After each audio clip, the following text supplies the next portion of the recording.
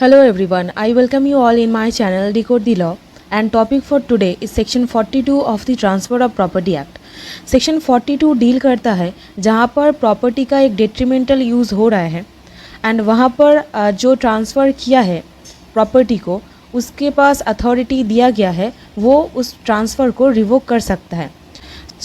Transfer of property act का series को continue करते हुए आज हम लोग डिस्कस करेंगे section 42 from the judiciary exam perspective and law exam perspective as well, ताकि आपको समझ में आए इस क्वेश्चन को कैसे फ्रेम करना है, what are the ingredients that you have to incorporate in your answer.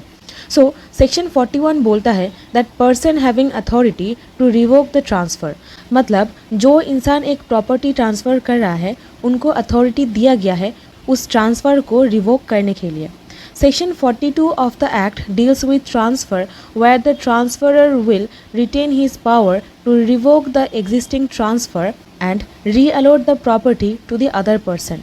This situation refers to a case of transfer by way of lease, मतलब जहाँ पर एक प्रॉपर्टी को लीज में दिया गया है, मतलब भाड़े पे किसी इंसान को दिया गया है एंड वो इंसान प्रॉपर्टी को ऐसे यूज़ करता है उस जो प्रॉपर्टी का जो प्रेजेंट वैल्यू है उसको डेट्रीमेंट कर रहा है, ठीक है।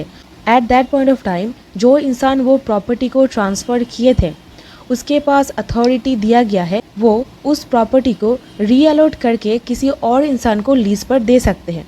एंड यहाँ पर माना जाएगा दैट जब ट्रांसफरर प्रॉपर्टी को रीअलॉट करके किसी और इंसान को दे रहे हैं तब रीअलॉट करने से वो पहले वाला जो लीज पे दिया गया था वो जो ट्रांसफ़र था उसको रिवोक हो जा रहा है, ठीक है। So let's understand the fact without reading the bare act language, because illustration पढ़ने से आपको सेक्शन जल्दी समझ में आ जाएगा and later on we will read the bare act language.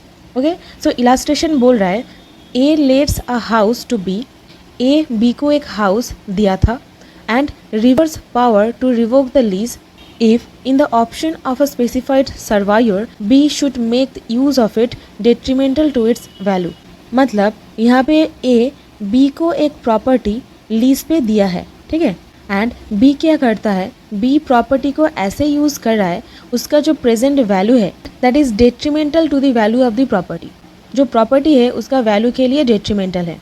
And afterwards A thinking that such a use has been made and lets the house to see, and इसके वजह से ए सोचता है दैट वो प्रॉपर्टी सी के पास वो रीअलॉट कर देगा। This operates as revocation of B's lease subject to the opinion of the surveyor as to B's use of the house having been detrimental to its value. And यहाँ पर B जो property को use कर रहा था वो क्या कर रहा था, जो प्रॉपर्टी का वैल्यू है उसके लिए एक डेट्रीमेंटल सिचुएशन क्रिएट कर रहा था एंड उसके वजह से ए ने सोचा दैट वो प्रॉपर्टी अब वो सी को लीज पर देगा, ठीक है।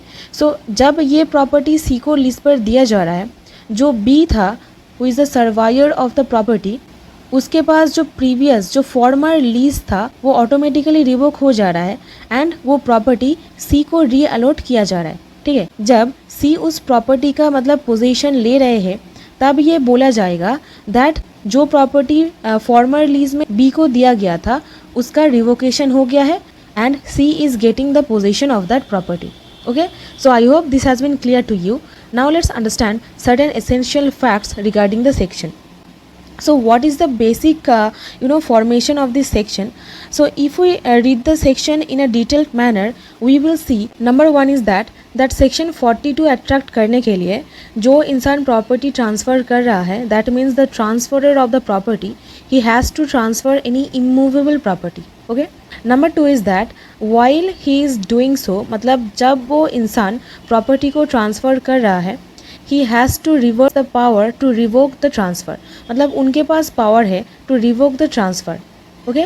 And third one is that he has to subsequently transfer that property or consideration to another transferee, मतलब यहाँ पर क्या हुआ था, B को एक property दिया गया था, right, and B ऐसे तरीके से यूज़ कर रहा है that is causing detriment to the value of the property.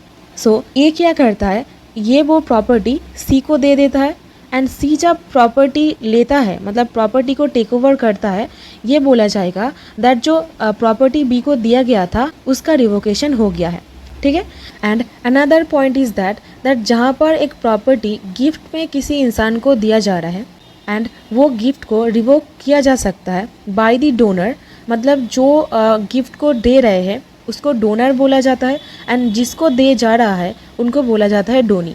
So donor जो है उनके विल पर, मतलब उनके इच्छा पर वो गिफ्ट को रिवोक किया जा सकता है at that point of time. जो मतलब जो होल सिचुएशन क्रिएट हुआ है ये वॉइड हो जाएगा under section 126 of the transfer of property act. This is something which you have to remember.